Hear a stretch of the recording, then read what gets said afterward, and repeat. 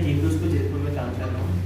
आज हम लोग सब यहाँ इकट्ठे हुए हैं एक बहुत ही महत्वपूर्ण टॉपिक को लेके, जिसको स्पाइन सर्जरी के नाम से जानते हैं।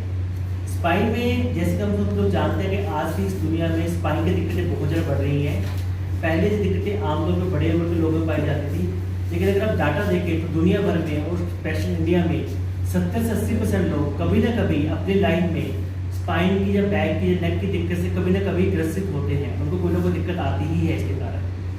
और मोस्टली पेशेंट जो स्पाइन के रहते हैं उनमें एक बहुत बड़ा भ्रम होता है स्पाइन सर्जरी को लेकर। स्पेशली जैसे कि पेशेंट को स्पाइन सर्जरी के बारे में बताया जाता है, उनको ये लगता है कि नहीं, जैसे बहुत ज़्यादा डर जाते हैं वो। उनको लगता है कि नहीं, स्पाइन सर्जरी का मतलब है कि हम सारी उम्र बेड पर लेटे रहेंगे, हमारे हाथ पैर काम करना बंद कर जाएंगे और जहाँ हमें सारी उम्र दूसरों पर मुहताज होकर रहना पड़ेगा।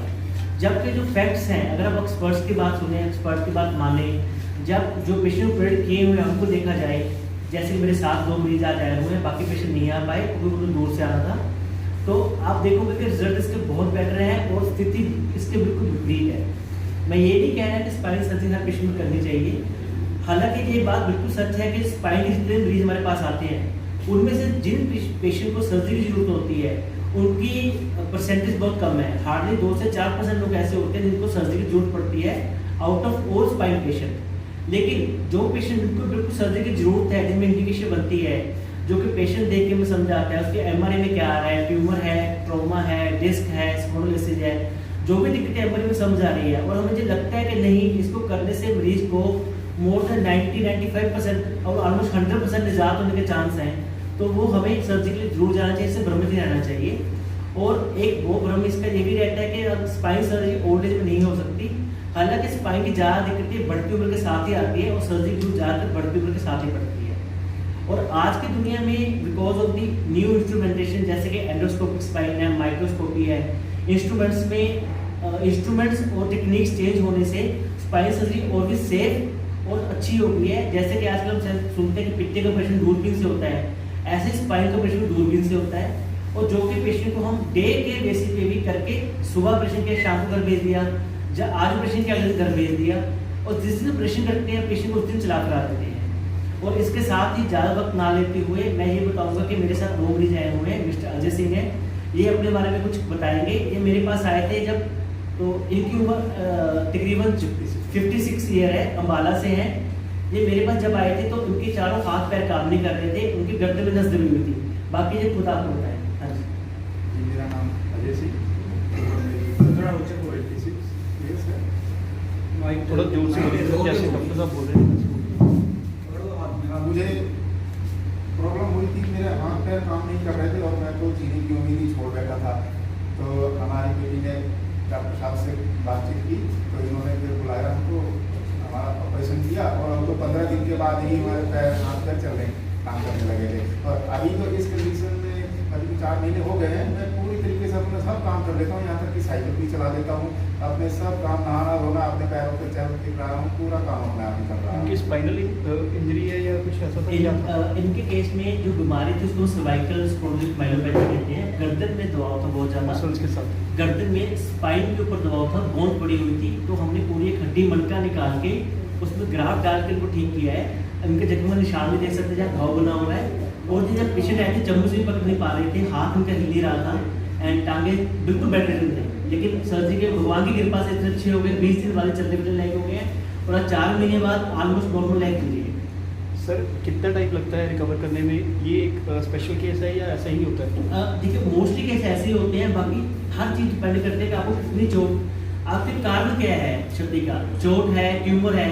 जैसे कि 2 मरीज जिन्होंने आज आना था नहीं आ पाए, उनमें से एक मरीज के गर्दन में तो काटी थी, दोनों मैंने इकट्ठे ऑपरेशन किया था, उनकी स्थिति सेम थी, उनको बेड रिडन थी। माता जी मीना देवी नाम है, तो वो सोलन से हैं, वो भी सेम थे इनकी जैसे। उनको रिकवरी में कुछ टाइम लगा क्योंकि उनकी बीमारी पुरानी थी।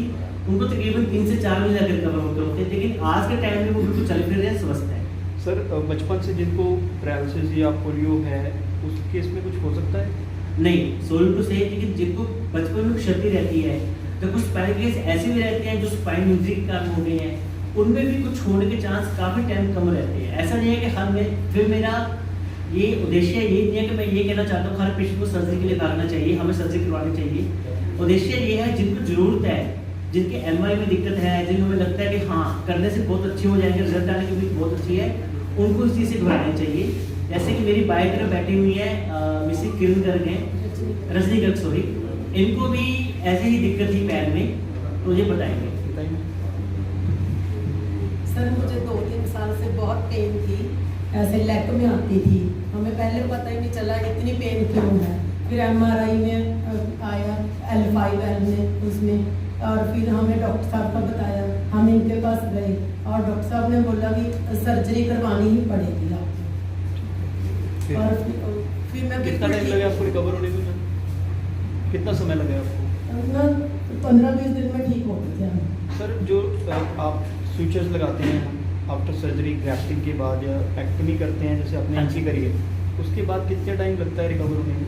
फ्यूचर हम उसे 10वें दिन निकाल देते हैं। 10वें दिन का निशान जहाँ पे है नीचे पड़ा हुआ है, तो 10वें दिन फ्यूचर ये ग्राफ्ट के निशान रहेंगे या ये निशान थोड़ा निशान तो रहेगा, मर्सिलिन फ्यूचर नहीं लगाते आप?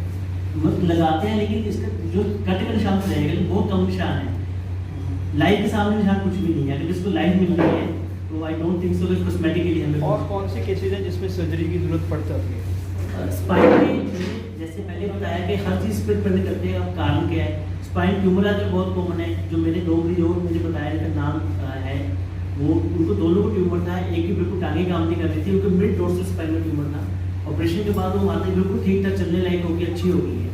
तो वो डिपेंड करता है आपका कारण क्या है, ट्यूमर है या चोट है या आपको हड्डी बड़ी हुई है, डिस्क स्लिप है, उसके ऊपर डिपेंड करता है। सर एक बड़ा कॉमन कॉज है नस दबना एक्चुअली। हाँ, इसके लिए, हाँ। रूडिमेंट्री बोन की तो नस दबती है काफ़ी ज़्यादा, उसके साथ दब जाती है, हिप दर्द रहती है या बैक पे एक रहना, तो उसके लिए मतलब कोई मेडिसिन होती है या उसके लिए सर्जरी ही रिकमेंडेड है? नहीं, जैसे कि मैंने पहले बताया कि more than 90% patient of spine उनको सर्जरी की जरूरत नहीं पड़ती है। जिनमें जैसे हम सुनते हैं कि बढ़ती उम्र के साथ स्पोरोसिस हो गया, हड्डियाँ डिस्क नहीं है, जब छोटी मोटी डिस्क आ गई है, बाहर गोल डिस्क नहीं है, जब थोड़ा बहुत दबाव है, ऐसे 90% केसेस को सर्जरी की जरूरत नहीं पड़ती है, वो सारे मेडिसिन से कवर हो जाते हैं, लाइफस्टाइल चेंज से कवर हो जाते हैं। सर बहुत सारे वीडियोस यूट्यूब पर पड़े हैं जिसमें दबी नस का इलाज पानी पीने से कुछ बताते हैं, कुछ में ये खा लो ये पी लो उससे होता है, तो मेडिसिन पूछना चाहते हैं, उसका खर्चा भी पूछना चाहते हैं। कुछ मेरे फ्रेंड्स पूछ रहे थे कि कैसे स्पाइन को हम प्रोटेक्ट कर सकते हैं। उसका खर्चा तीन कितना क्वेश्चन उसके बारे है, में? 3 क्वेश्चन। खर्चा 2-3 चीज़ें हैं जो आज स्पाइन, पहली बात तो प्रोटेक्शन के ऊपर बात करेंगे। प्रोटेक्शन अच्छी बात है क्योंकि हमें अपना लाइफस्टाइल मॉडिफिकेशन करना पड़ेगा, पोजीशन ठीक रखनी पड़ेगी, सीधा होकर बैठना पड़ेगा, ठीक है। उसके बाद ये है कि आगे झुक के नहीं बैठना, रेगुलर एक्सरसाइज करनी है, वेट कंट्रोल करना है, स्पोर्ट्स शू पहन के रखिए, गद्दा अच्छा होना चाहिए, ये सब चीज़ मैटर करती है। क्योंकि लॉन्ग टर्म में मैं अपने पेशेंट को ये बात बोलता हूँ कि जैसे लॉन्ग टर्म में पेशेंट आते हैं कि आपकी जो लाइफस्टाइल मॉडिफिकेशन है, देखो बैक पेन के लिए कोई सर्जरी नहीं होती, ठीक है। बैक पेन के लिए लाइफस्टाइल मॉडिफिकेशन चाहिए आपको। सर गद्दा हार्ड या सॉफ्ट? फर्म होना चाहिए, ऐसा स्टोनी हार्ड नहीं चाहिए कि सॉफ्ट नहीं चाहिए, फर्म होना चाहिए, बहुत ज़्यादा दबे ना, आपकी स्पाइन को सपोर्ट करे, ना कि उसको खराब करे। सर दबी नस का कोई इलाज है आपके पास? दबी नस का इलाज ये है कि बहुत छोटी बहुत नस दबी हुई है पेशेंट, देखो हर चीज़ की सर्जरी ऐसा नहीं है कि दबी नस में आपके सिम्टम मैटर करते हैं। अगर आप एमआरआई कराओगे, मेरे में आपने एमआरआई कराओगे, हम सब लोग एमआरआई कराएंगे, तो हम में से 5-10 लोग 10 सिम्टम नहीं है, नस की दबी हुई नस आ जाएगी उसमें, लेकिन इसका मतलब ये नहीं कि हम सर्जरी की तरफ भागे, मेडिसिन की तरफ भागे। जब तक सिम्टम नहीं है तो हमें कुछ नहीं करना। तो इलाज हमने, फिर कह रहा हूँ, हमने एमआरआई का सीटी स्कैन का इलाज नहीं करना, हमने पेशी का इलाज करना, उसका दर्द का इलाज करना है। सर स्पाइन से फेस का कुछ है, फेस दर्द रहना स्पाइन की वजह से? नहीं, स्पाइन में फेस दर्द का बहुत कम काज होता है। Most common cause of spine जो फेस दर्द कह रहे हो उसको ट्राइजेमिनोलजिया कहते हैं, सिर में नस दबती है, करंट जैसा पेन महसूस होता है। ठीक है सर, खर्चा पूछ रहे थे कि कोई खर्चा, हाँ जी, सर्जरी का खर्चा जो इनका आया होगा शायद, हाँ जी। तो वो बता दीजिए कितना आया, तो क्योंकि खर्चा- हमारे व्यूअर्स देख रहे हैं, हाँ। उनमें से आधे पेशेंट आपके पास आने वाले हैं। मैं खर्चा बता दूं, जो हमारा हॉस्पिटल है जहाँ पे मैं काम करता हूँ, हमारा खर्चा बाकी कॉर्पोरेट के मुकाबले में आधा खर्चा होगा तकरीबन, और खर्चा डिपेंड करता है पेशेंट की तकलीफ पे। और हमने उनमें जैसे कि हमने प्लेट्स लगाई हुई है, ग्राफ्ट लगाया हुआ है, हमने कोई एक्सटर्नल प्रोफेसर लगाना, वो भी बहुत तरह का आता है, इंडियन आता है, अमेरिकन आता है, वो पेशेंट की चॉइस है सब। ये पेशेंट बैठने से इनका कितना खर्चा आ गया? इनका खर्चा तकरीबन 50-60 हज़ार रुपये खर्चा आया होगा, इन हाउस था सर सारा? सारा मिला के सर्जरी का 60 नहीं, हज़ार। कितने दिन के लिए इन स्टे रहना पड़ता है? 2-3 दिन। 2-3 दिन स्टे रहना पड़ता है, उसके बाद 2 आप दिन। छुट्टी कर देते हैं? वो मैं बता रहा हूँ, हमारे जो स्टे है, जो खर्चा है, वो पेशेंट की कंडीशन पर डिपेंड करता है, वो हमारे ऊपर डिपेंड नहीं करता।